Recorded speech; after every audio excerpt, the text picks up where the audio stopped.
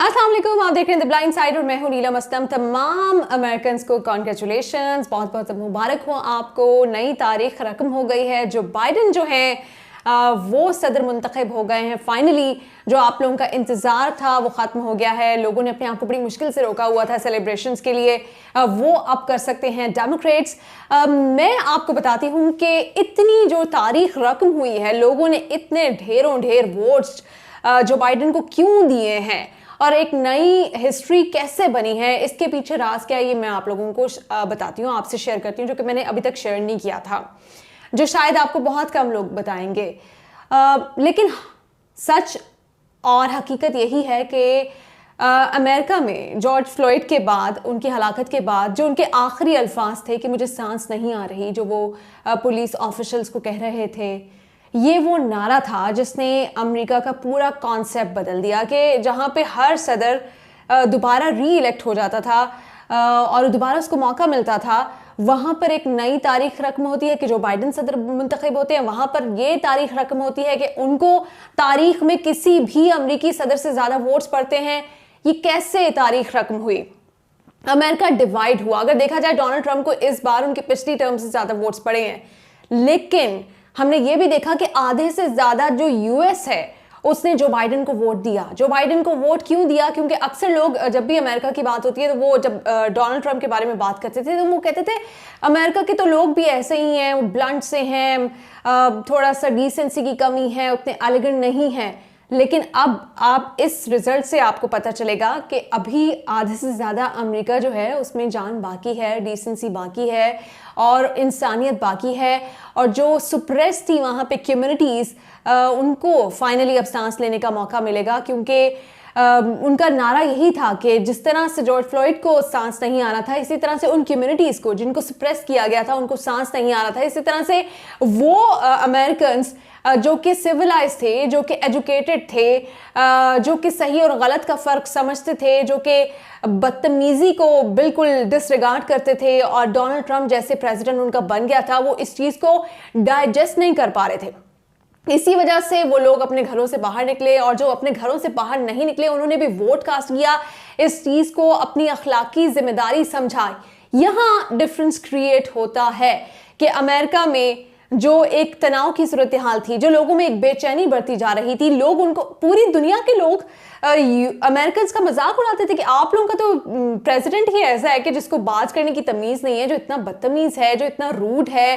अब यहाँ तक के अभी जब ये खबर आई है जो बाइडन के प्रेसिडेंट इलेक्ट होने की, उसके बाद टीवी के बहुत सारी जगहों पे न्यूज़ एंकर्स वो आप दीदा हो गए। एक सियाह फार्म CNN के बड़े फेमस एंकर हैं, वो आप दीदा हो गए। इससे पता चलता है कि लोग कितने तंग थे डोनाल्ड ट्रंप से। ठीक है कि डोनाल्ड ट्रंप के वोट बैंक में भी इजाफा हुआ, उनकी नेचर के बहुत सारे लोग जो हैं वो यूएसए में मौजूद हैं और उनके भी सपोर्टर्स हैं, लेकिन कितने सारे लोग ऐसे भी थे जो कि बहुत ज़्यादा परेशान थे डोनाल्ड ट्रंप से, बहुत ज़्यादा तंग थे।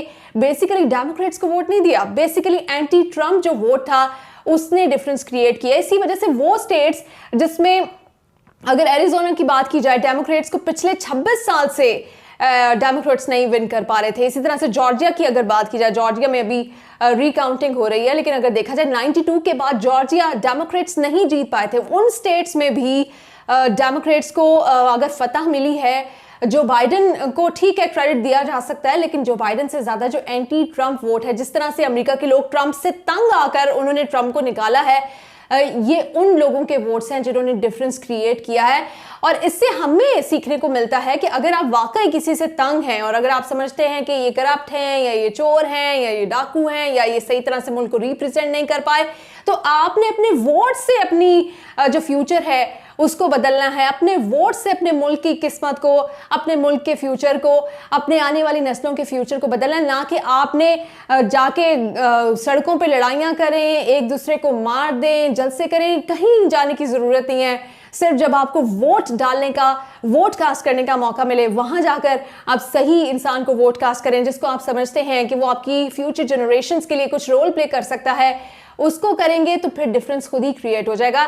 तो यूएसए ने अमेरिकन्स ने पूरी दुनिया को ये मैसेज दिया है कि अगर कोई ऐसा शख्स आप पे हाकिम आ गया है जिसकी वजह से पूरे जो आपका कल्चर, आपकी पूरी तहजीब क्वेश्चन मार्क बनता जा रहा है, आपकी जो कम्युनिटीज हैं वो सुप्रेस्ड होती जा रही हैं, इतने सारे लोगों के साथ इनजस्टिस हुआ, मीडिया के साथ इतनी ज्यादा बदतमीजियां हुई जो कि वेस्ट में जिसका सोचा भी नहीं जा सकता था। क्योंकि अगर वेस्ट की बात की जाए तो एक्चुअल वेस्ट तो यूएसए ही है, एक्चुअल वेस्ट तो अमेरिका ही है। बाकी हर जगह कंजर्वेटिव लोग हमें नजर आते हैं, लेकिन हम वेस्ट अगर लिबरल होने की बात करते थे तो हम यूएसए और अमेरिका हमारे लिए एक एग्जाम्पल होता था। और अब अमेरिकन्स ने बता दिया है कि जो डोनाल्ड ट्रंप हैं वो उनकी सिविलाइजेशन को, डोनाल्ड ट्रंप उनकी कंट्री को, डोनाल्ड ट्रंप उनकी वैल्यूज को, उनकी एथिक्स को रिप्रेजेंट नहीं करते। और उन्होंने आज अमेरिका ने अपना फैसला सुना दिया है, जिसके बाद बहुत सारे लोग आपदीदा हुए, बहुत सारे लोग जो थे वो जज्बाती हुए, क्योंकि बहुत सारा गुस्सा, बहुत सारी बेचैनी जब से डोनाल्ड ट्रंप अमेरिका में आए थे लोगों में बढ़ता जा रहा था। इससे पहले जो अमेरिका के प्रेसिडेंट्स होते थे उनकी वजह से दुनिया परेशान रहती थी, लेकिन ये वो प्रेसिडेंट थे जिसकी वजह से खुद अमेरिका जो था वो भी परेशान था, अमेरिकन जो थे वो भी एम्बैरेस्ड फील करते थे डोनाल्ड ट्रंप की वजह से। और आज डोनाल्ड ट्रंप को उन्होंने री इलेक्ट नहीं किया। और एक और जो तारीख रकम हुई है इस बार, वोट्स की तो तारीख हुई है, कैमला हैरिस उनकी बात की जाए, first female vice president, black vice president हम उनको कह सकते हैं, इंडियन अमेरिकन हैं, उनको मौका मिला। और मेरी ये ख्वाहिश है, मैं ये उम्मीद रखती हूँ कि जिस तरह से अमेरिका ने इस सही और गलत को पहचाना है, आगे जाके वो इस सही और गलत को भी पहचाने कि कभी किसी खातून को भी मौका दें। सिर्फ खातून होने की वजह से जिस तरह से वो लीडर्स को रिजेक्ट करते हैं, इस चीज़ को भी अब बदलने की ज़रूरत है। मुझे पूरा यकीन है कि अगले 4 साल बाद वो इस चीज़ को भी समझेंगे कि हमें जो ख़वातीन लीडर्स हैं उनको भी मौका देने की ज़रूरत है। क्योंकि जहाँ जहाँ ख़वातीन लीडर्स हैं वहाँ वहाँ करप्शन कम है, वहाँ वहाँ पीस है, वहाँ वहाँ काइंडनेस है, वहाँ के लोग ज़्यादा खुशहाल हैं, वहाँ पे ज़्यादा अच्छी तरह से चीज़ों को मैनेज किया जा रहा है। तो ख़वातीन लीडर्स को भी मौका मिलना चाहिए। अमेरिका ने अपना फैसला सुना दिया है। अमेरिका का फैसला ये है कि वो एक अनएथिकल, रूड और बहुत ही, अब मैं इससे ज़्यादा कुछ नहीं कहना चाहती क्योंकि वो एक मुल्क को रिप्रेजेंट कर रहे थे और उस मुल्क के लोगों के एहसासात हैं और बहुत सारे लोग उनके सपोर्टर्स भी हैं। मैं उनके सपोर्टर्स के जो फीलिंग्स हैं उनको हर्ट नहीं करना चाहती, लेकिन अमेरिकन्स ने अपना फैसला सुनाया है और जिस तरह से उन्होंने अपना फैसला सुनाया है वो यही बता रहा है कि वो किस कदर तंग थे कि कौन सा शख्स उनके ऊपर हाकिम बन के बैठ गया। और यही तरीका होता है सिविलाइज्ड नेशंस का कि जब आपको एक शख्स पसंद नहीं आया और आपको पता चल गया कि ये आपकी जनरेशन्स के साथ मजाक कर सकता है, आपकी सिविलाइजेशन को बदल सकता है, आपकी एथिक्स और वैल्यूज को चेंज कर सकता है, तो आपने उसको कैसे घर भेजना है। डोनाल्ड ट्रंप अभी तक इस फैसले को नहीं मान पा रहे, लेकिन मान जाएंगे, अब मानना पड़ेगा। Thank you.